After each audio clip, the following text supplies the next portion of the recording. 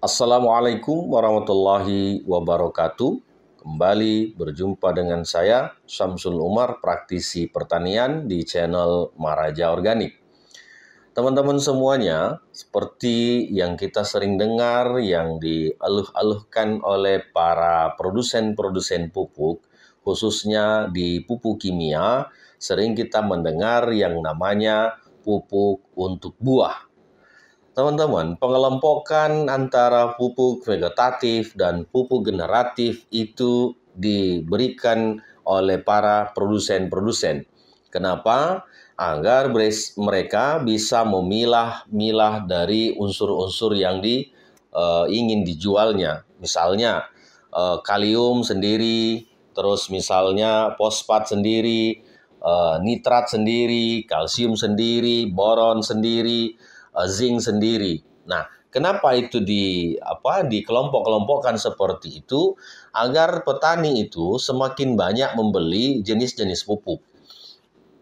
Kalau kita mengikuti perkembangan dan kebutuhan unsur yang dibutuhkan oleh tanaman, tentunya pengelompokan ini akan tidak maksimal.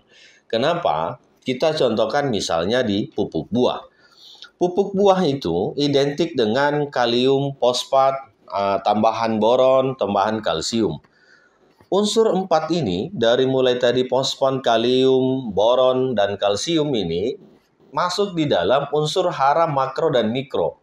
Jadi, fosfat kaliumnya masuk di makro primer, kalsiumnya masuk di makro sekunder, boronnya masuk di mikro. Artinya apa? Nutrisi ini tidak hanya dibutuhkan pada saat pembuahan, tetapi dibutuhkan juga pada masa vegetatif, masa pertumbuhan. Kenapa ada argumentasi yang mengatakan ini khusus buah? Agar produk itu laku. Nah, itu. Jadi begitu misalnya usia, contoh kita ambil di padi. Begitu usia 65 hari, ditawarkanlah pupuk yang sifatnya nanti akan memperberat buah atau menaikkan produksi. Itu semuanya tidak benar. Kenapa? Karena unsur-unsur fosfat, kalium, kalsium, dan boron ini itu juga diperlukan di masa vegetatif, di masa pertumbuhan. Yang benar adalah unsur-unsur ini kita maksimalkan di masa vegetatif. Kalau contoh di padi, batangnya keras, kandungan silikanya lengkap, terus ditambah lagi anakannya banyak, daunnya hijau, terbebas dari penyakit, terbebas dari hama. Tanpa diapa-apakan, malainya itu pasti akan bagus bobotnya. Nah itu teman-teman, jadi jangan tertipu dengan iklan-iklan yang mengatakan bahwa dengan memberikan ini bobot buah akan bagus, dengan memberikan boron terus nanti hasilnya maksimal. Nggak bisa. Kenapa? Karena unsur itu, nutrisi itu tidak bisa berdiri tunggal. Misalnya kalium dengan nitrat, nggak bisa berdiri tunggal. Tanaman itu tetap membutuhkan magnesium, tetap membutuhkan sulfur, tetap membutuhkan kalsium. Jadi nggak bisa tidak bisa berdiri tunggal nutrisi itu. Nah, kenapa misalnya itu dikelompokkan? Agar petani banyak membeli. Kan harusnya digabung saja. NPK misalnya, nanti takaran kalsiumnya ditambahkan berapa, Fe-nya berapa, magnesium mangannya berapa, zincnya berapa, boronnya berapa. Itu yang sebenarnya yang betul. Jadi tidak usah dikelompokkan kalsium sendiri, magnesium nanti sendiri, magnesium sulfat hanya 2 unsur, nanti ada kalium nitrat 2 unsur, nanti ada fosfat sendiri misalnya. Nah ini teman-teman yang menyebabkan kita cost untuk pembelian pupuk itu semakin tinggi. Tanpa kita sadari bahwa kebutuhan nutrisi yang diperlukan oleh tanaman itu juga sama. Dari mulai dia ditanam sampai dia dipanen tidak akan berubah. Itu dia pasti akan butuh nitrogen, butuh fosfat, butuh kalium, butuh magnesium, butuh kalsium, butuh sulfat, butuh silika, butuh boron, butuh zinc, butuh mangan, dan 16 nutrien yang lain. Teman-teman, kenapa ini terus digambar-gemborkan oleh teman-teman produsen? Agar petani membeli berbanyak macam-macamnya. Jadi nanti magnesium sulfat 2 unsur, nanti kalsium sendiri, nanti boron sendiri, nanti zinc sendiri, nanti dibuatnya NPK sendiri, sehingga yang kaya itu adalah produsen. Yang kaya itu adalah produsen. Nah, kalau teman-teman mau efektif, contoh di tanaman pangan ya, itu 0 sampai 40 hari maksimalkan semua nutrisinya. Misalnya kita ada persiapan kalsium, ada persiapan NPK, ada persiapan magnesium, itu berikan semua di masa vegetatif. Kenapa begitu? Karena kalau tanaman ini tercukupi nutrisinya, maka kalau padi anakannya akan banyak, batangnya akan keras, dan kehijauan daunnya akan terjaga.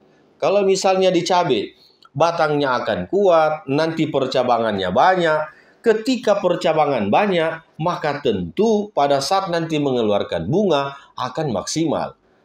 Walaupun kita memberikan pupuk buah ini banyak pada masa generatif misalnya di cabai, kalau percabangannya kurang, keluar bunganya dari mana?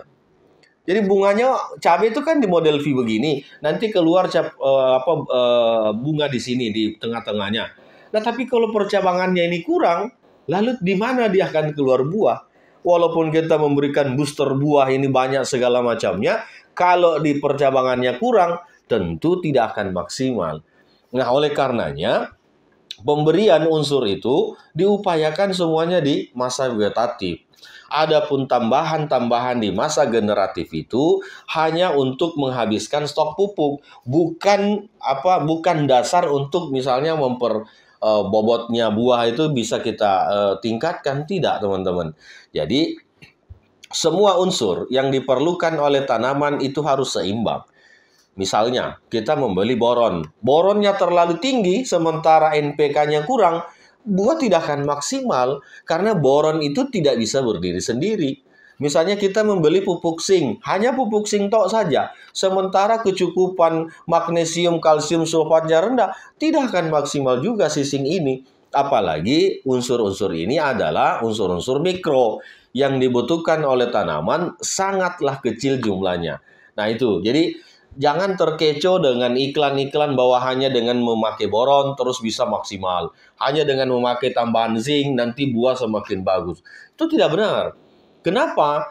Karena yang seharusnya kita lakukan adalah bagaimana mencukupi nutrisi yang diperlukan oleh tanaman ini di masa-masa vegetatif.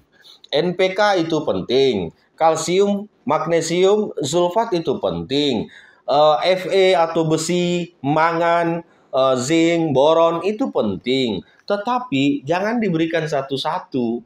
Karena kenapa? Karena kalau kita berikan satu-satu nanti akan ada yang over. Nah, kalau over tidak akan diserap oleh tanaman. Jadi keseimbangan di dalam tanah ini itu harus kita jaga. Kalau kita mau ibaratkan begini, misalnya kita makan di hidangan ini, yang nasinya itu cuma sedikit, ikannya yang banyak, proteinnya yang banyak.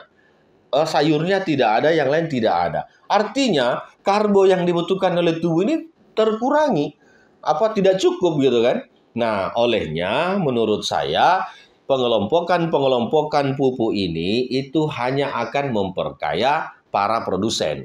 Jadi bullshit itu ketika dikatakan ini pupuk buah, kandungannya kalsium, fosfat. Nah, sementara yang lain yang ini yang NPK-nya ataupun mikronya ini tidak diperhatikan, nggak bakalan bisa.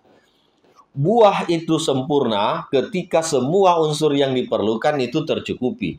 Misalnya kalau kita mau menghitung di jeruk. Jeruk itu membutuhkan 73 jenis unsur nutrisi, baik dari hara makro ataupun hara mikronya. Nah, begitu kita memberikan satu yang dominan hanya memberikan kalsium misalnya, jangan pernah bermimpi bahwa sempurna di pembuahan itu. Kenapa?